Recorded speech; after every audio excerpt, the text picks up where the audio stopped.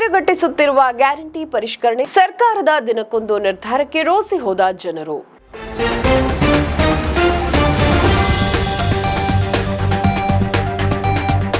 ಸುದ್ದಿಗಾರ ಈಗ ನಿಮ್ಮ ಕೇಬಲ್ ನೆಟ್ವರ್ಕ್ನಲ್ಲಿ.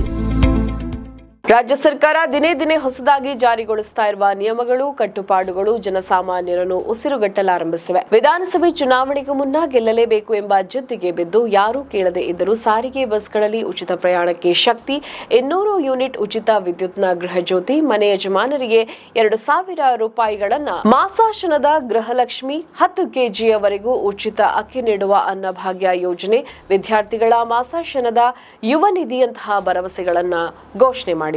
ಈ ಹಿಂದಿನ ಬಿಜೆಪಿ ಸರ್ಕಾರದ ಕೆಲ ನೀತಿಗಳು ಹಾಗೂ ಕಾನೂನು ಸುವ್ಯವಸ್ಥೆಯಂತಹ ಗಂಭೀರ ವಿಚಾರಗಳಿಂದ ಬೇಸತ್ತಿದ್ದ ಜನ ಪರ್ಯಾಯ ಆಯ್ಕೆಯ ಬಗ್ಗೆ ಚಿಂತನೆಯನ್ನ ನಡೆಸಿದ್ರು. ಅಂತಹ ವೇಳೆಗೆ ಜನರಿಗೆ ಆಶಾಗೋಪುರ ತೋರಿಸುವ ಕಾಂಗ್ರೆಸ್ನ ಗ್ಯಾರಂಟಿ ಯೋಜನೆಗಳು ಮತ್ತಷ್ಟು ಆಸೆಯನ್ನ ಹುಟ್ಟಿಸಿದ್ದವು. ಚುನಾವಣೆಯಲ್ಲಿ ನಿರೀಕ್ಷೆಗೂ ಮೀರಿ 135 ಕಾಂಗ್ರೆಸ್ ಶಾಸಕರು ಗೆಲುವನ್ನ ಕಂಡರು.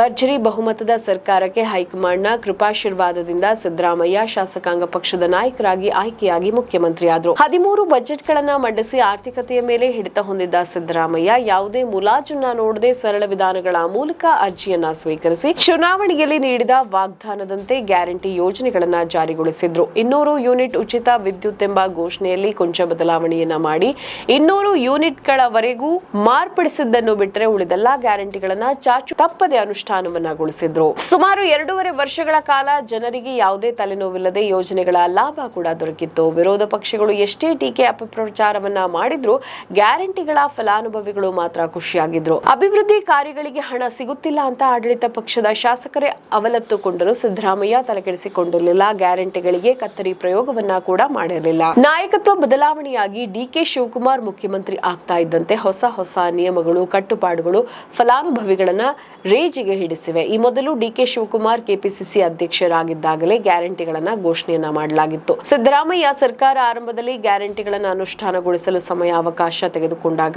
ಇದೇ ಡಿಕೆ ಶಿವಕುಮಾರ್ ಕುತ್ತಿಗೆ ಮೇಲೆ ಕೂತವರಂತೆ ಒತ್ತಡ ತಂದು ಗ್ಯಾರಂಟಿಗಳ ಅನುಷ್ಠಾನಕ್ಕೆ ಕಾರಣಕರ್ತರಾದರು. ಈಗ ತಮ್ಮದೇ ನೇತೃತ್ವದ ಸರ್ಕಾರದ ಗ್ಯಾರಂಟಿಗಳ ಫಲಾನುಭವಿಗಳು ಫಜೀತಿಗೆ ಒಳಗಾಗುವಂತೆ ಮಾಡುತ್ತಿದ್ದಾರೆ. ಗೃಹಲಕ್ಷ್ಮಿ ಯೋಜನೆಗೂ ಇದೇ ರೀತಿಯ ದಾಖಲೆಗಳನ್ನ ಕೇಳಲಾಗುತ್ತೆ. ಅನ್ನಭಾಗ್ಯ ಯೋಜನೆಯ ಫಲಾನುಭವಿಗಳಿಗೆ ಜಾತಿ ಮತ್ತು ಆದಾಯ ಪ್ರಮಾಣ ಪತ್ರ ಕಡ್ಡಾಯ ಎಂಬ ನೋಟಿಸ್ ಬೋರ್ಡ್ಗಳು ಕಾಣಿಸ್ತಾ ಇವೆ. ಶಕ್ತಿ ಯೋಜನೆಗೆ ಸ್ಮಾರ್ಟ್ ಕಾರ್ಡ್ ವ್ಯವಸ್ಥೆ ಜಾರಿಗೆ ಬರಲಿದೆ. ವಿದ್ಯಾರ್ಥಿಗಳ ಮಾಸಾಶನ, ಯುವ ನಿಧಿಗೆ ಹೊರತುಪಡಿಸಿ ಅಧಿಕ ಹಣಕಾಸಿನ ವೆಚ್ಚ ಭರಿಸುವ ಎಲ್ಲ ಯೋಜನೆಗಳನ್ನ ಪರಿಷ್ಕರಿಸಲಾಗ್ತಾ ಇದೆ. ರಾಜ್ಯ ಸರ್ಕಾರ ದಿನೇ ದಿನೇ ಹೊಸದಾಗಿ ಜಾರಿಗೊಳಿಸುತ್ತಾ ಇರುವ ನಿಯಮಗಳು, ಕಟ್ಟುಪಾಡುಗಳು ಜನಸಾಮಾನ್ಯರನ್ನು ಉಸಿರುಗಟ್ಟಲಾರಂಭಿಸಿವೆ. ವಿಧಾನಸಭೆ ಚುನಾವಣೆಗೂ ಮುನ್ನ ಗೆಲ್ಲಲೇಬೇಕು ಎಂಬ ಜಿದ್ದಿಗೆ ಬಿದ್ದು ಯಾರೂ ಕೇಳದೇ ಇದ್ದರೂ ಸಾರಿಗೆ ಬಸ್ಗಳಲ್ಲಿ ಉಚಿತ ಪ್ರಯಾಣ ಶಕ್ತಿ, 200 ಯೂನಿಟ್ ಉಚಿತ ವಿದ್ಯುತ್ನ ಗೃಹಜ್ಯೋತಿ, ಮನೆ ಯಜಮಾನರಿಗೆ 2,000 ರೂಪಾಯಿ ಮಾಸಾಶನದ ಗೃಹಲಕ್ಷ್ಮಿ, 10 ಕೆಜಿಯವರೆಗೂ ಉಚಿತ ಅಕ್ಕಿ ನೀಡುವ ಅನ್ನಭಾಗ್ಯ, ವಿದ್ಯಾರ್ಥಿಗಳ ಮಾಸಾಶನದ ಯುವ ನಿಧಿಯಂತಹ ಭರವಸೆಗಳನ್ನ ಘೋಷಣೆ ಮಾಡಿತ್ತು. ನಮ್ಮ ಈ ವಿಡಿಯೋ ನಿಮಗೆ ಇಷ್ಟ ಆದಲ್ಲಿ ಲೈಕ್ ಮಾಡಿ, ಶೇರ್ ಮಾಡಿ, ಕಮೆಂಟ್ ಮಾಡಿ ಮತ್ತೆ ಸಬ್ಸ್ಕ್ರೈಬ್ ಮಾಡಿ.